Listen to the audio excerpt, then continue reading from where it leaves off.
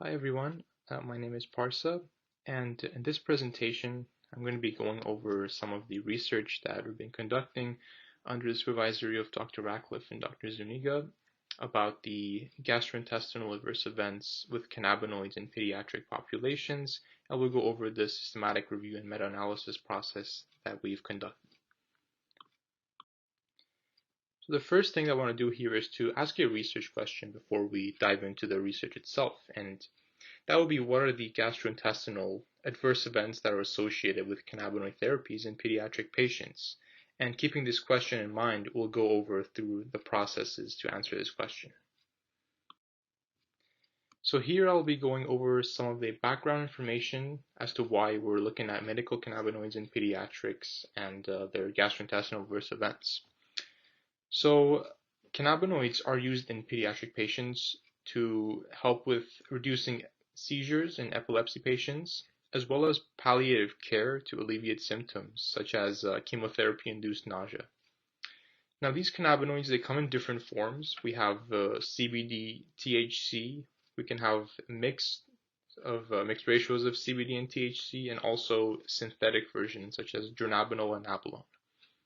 Now these usually come in oil form for children, such as the CBD oil. And as with many drugs, they have adverse events associated with them. So some common ones are fatigue, dizziness, vomiting, and decreased appetite. And for this research, we'll be going over the GI adverse events specifically, and I'll talk about that why.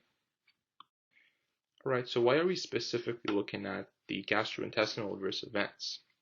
And for that, we'll be talking about the endocannabinoid system. Now this system, which consists of receptors, ligands, and enzymes, they play an important role in regulating neural responses. And an example of that is in the role they play in GI homeostasis. And if you think about medical cannabinoids, they're actually exogenous ligands that can interact with these endocannabinoid receptors. And they could block or induce neural responses, and in terms of the GI tract, they could translate to changes in GI motility, nausea, and decreased appetite. And we'll go over some of the results that we found with this respect. Here we conducted a systematic review meta-analysis to answer our research question, and the processes and the methods involved go from a database search, abstract screening, full text screening, data extraction, and meta-analysis. So we initially searched some databases from Medline, Embase, Cochrane, Senal, and Web of Science, and after moving the duplicates, we obtained around 5,080 studies. And from there, we screened their abstracts and selected 446 of the studies, which met our inclusion criteria. And from there, we've performed a full text screening from which we've selected 25 of the studies, which fit our criteria that we're looking for our research. And from there, we extracted key data that we're looking for. So the study type, the types of cannabinoids, the duration of treatment, dosage, and the actual GI adverse events themselves were extracted. And finally, we did a meta-analysis, or statistical analysis for every single one of these GI adverse events that were mentioned in these papers. And this is a Prisma flowchart, so it's a summarized version of what I explained in the previous slide. It has the exact numbers and the screening process we went through, and it has some of the reasons why some of the papers were excluded. So if it had the wrong outcome, which were not gastrointestinal related, the wrong intervention, not cannabinoids, the wrong type of study if it were review, or it had the wrong patient population, so if they were not pediatric, and languages and duplications were also reasons why they were excluded. Now we can talk about the actual results that we found from our meta-analysis. So the first result I want to talk about is the GI symptom prevalence. And if you look at the bar graph on the right, we can see the different types of GI adverse events and their prevalence within the patients that we've extracted from the studies. And if you look at the top, we have all of the GI adverse events combined. So here we see that around 33.91% of the patients express some sort of a GI adverse event. And from there, we have more specific side effects. So we have the decreased appetite with 7.53% prevalence, nausea with 6.5%, diarrhea with 6.03%, and so forth.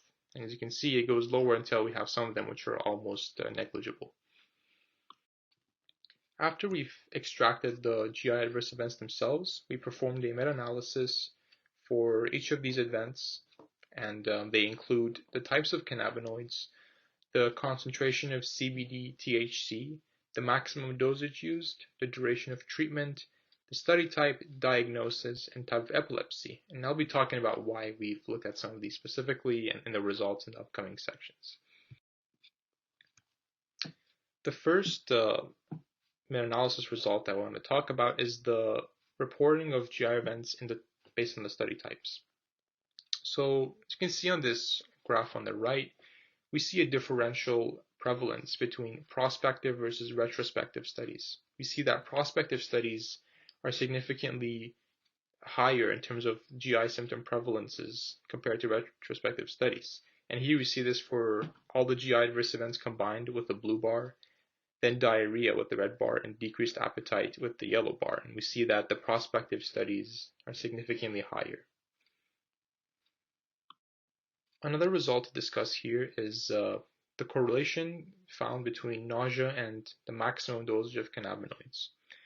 And based on the graph we can see here, we observe a negative correlation between the proportion of nausea and the maximum dosage of cannabinoids. And it has a significant p-value of less than 5% with a regression coefficient of negative 0.02. I also want to share a final category of results I found here about GI adverse events in Dravet syndrome patients. So before I actually show the result itself, I want to give a little background as to why we're looking at this specifically. So these patients have a loss of function mutation in a SCN1A gene, which is a voltage-gated sodium channel known as NAV1.1. Now they are expressed in myelinated neurons in the central and peripheral nervous system. And we hypothesize that this loss of function mutation may potentially impact the GI adverse events observed in the pediatric patients that are using cannabinoids. And the next slide we'll be going over the actual results that we found. So the result that we're going to be discussing is the relation between the prevalence of diarrhea in Dravet syndrome patients compared to other epilepsies. And based on our meta-analysis, we found that Dravet syndrome patients show a significantly higher prevalence compared to other epilepsies. They have about 21.75% occurrences of diarrhea compared to 5.95% in other epilepsies. And this could be observed in the forest plot in the image below. Okay, so what do these results actually mean? And what are the key takeaways from this presentation? So we first saw that there was a difference in adverse event reporting between prospective and retrospective studies. And this shows that outcomes can vary depending on the type of study. In many retrospective studies, they lack control on the patient's medication, and this could alter the results accordingly. More consistent and controlled studies can therefore reduce this heterogeneity and optimize the statistical analysis involved here. And this may uncover potential trends that we were not able to find with our meta-analysis. Another result that we discussed was the potential association between diarrhea and Dravet syndrome patients. And here, further research can test this idea with larger sample sizes, and the association can be analyzed in detail. Thank you everyone for listening. I hope you enjoyed this presentation. I have my email in this slide as well. If anyone has any questions, feel free to email me and I'll be more than happy to respond. Thank you.